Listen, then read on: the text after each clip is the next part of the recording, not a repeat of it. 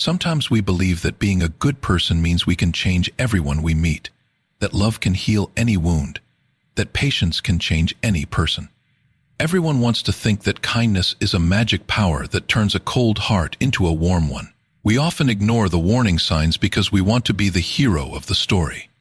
This tale is important because it shows us that while kindness is a virtue, wisdom is a shield. Understanding the true nature of others is the only way to keep your inner peace safe.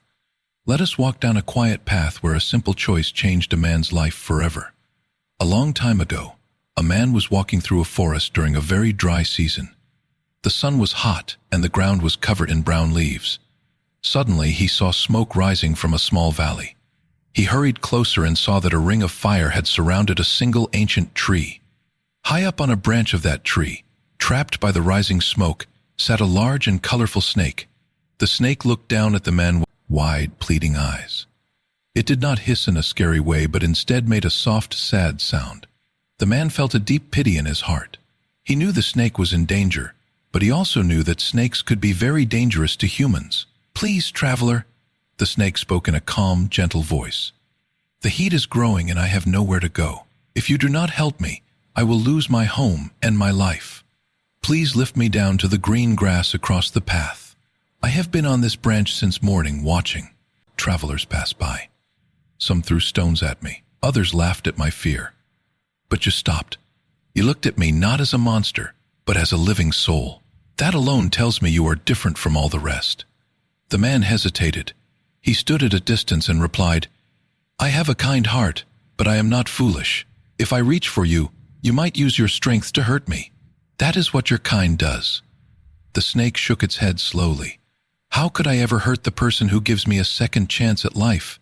If you save me, I will be your friend forever. I promise to keep my mouth closed and my spirit peaceful. My gratitude will be like a wall of protection around you." The snake looked at the man's eyes and spoke again. "The world has been so cruel to me. Everyone runs away because of how I look. They don't see that I am just a soul trying to survive. You are different. I can see that you have a noble spirit. You are the only one brave enough to see the truth in me. Please don't let me pay for the mistakes of other snakes." The man stood still for a long minute. He remembered stories his grandfather told him about being careful with forest creatures.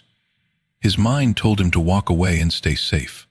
But after he looked at the beautiful patterns on the snake's skin and the sadness in its eyes, the man decided to believe the promise. He found a very long, sturdy branch and reached it up into the tree. The snake slowly wrapped its long body around the wood.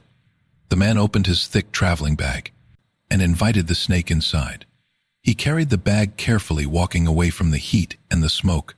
He walked for a long time until he reached a beautiful meadow with a cool stream and soft green grass. This was the perfect place for a creature to live in peace. The man knelt down on the grass and opened his bag wide. He smiled, feeling happy that he had done a good deed. "You are safe now," the man said softly. In that exact moment, as soon as the snake felt the cool grass, it turned around.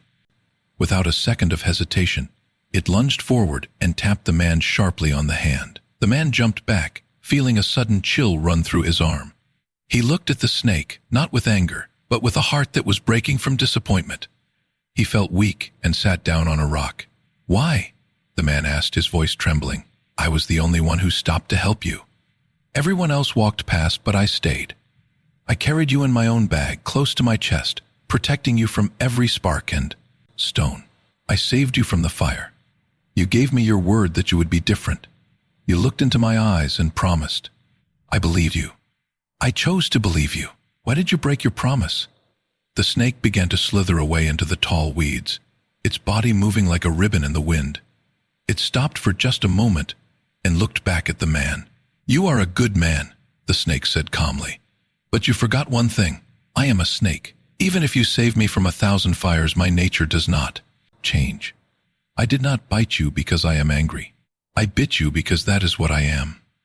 You knew I was a snake when you picked me up. I am a part of the forest, and the forest has rules. You tried to change the rules of nature because you wanted to feel like a hero. My nature is older than your kindness." The man watched the snake disappear. He realized then that his mistake was not being kind, but expecting his kindness to turn a snake into a dove.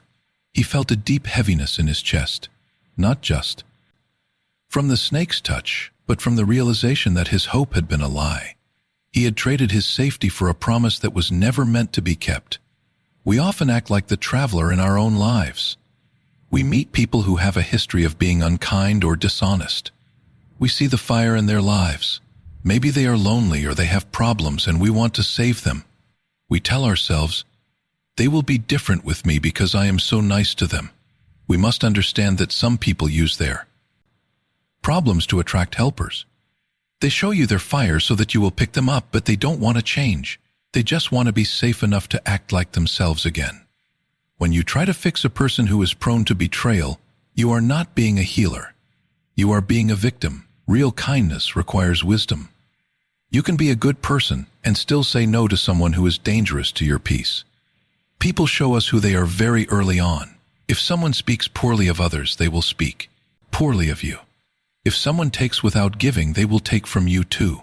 This is not because they hate you, but because that is their nature at this moment. You can forgive a person and still choose not to pick them up. Think of it this way. A cactus cannot give you grapes no matter how much water you give it.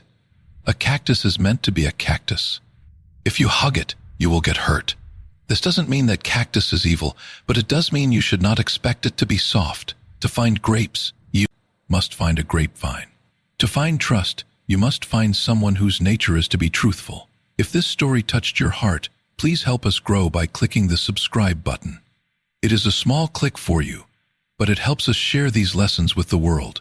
If you have ever met a snake in your life, write the word wisdom in the comments to show that you have learned your lesson. Share this video with a friend who needs to hear this message today. Let's build a community where we keep our hearts kind but our eyes wide.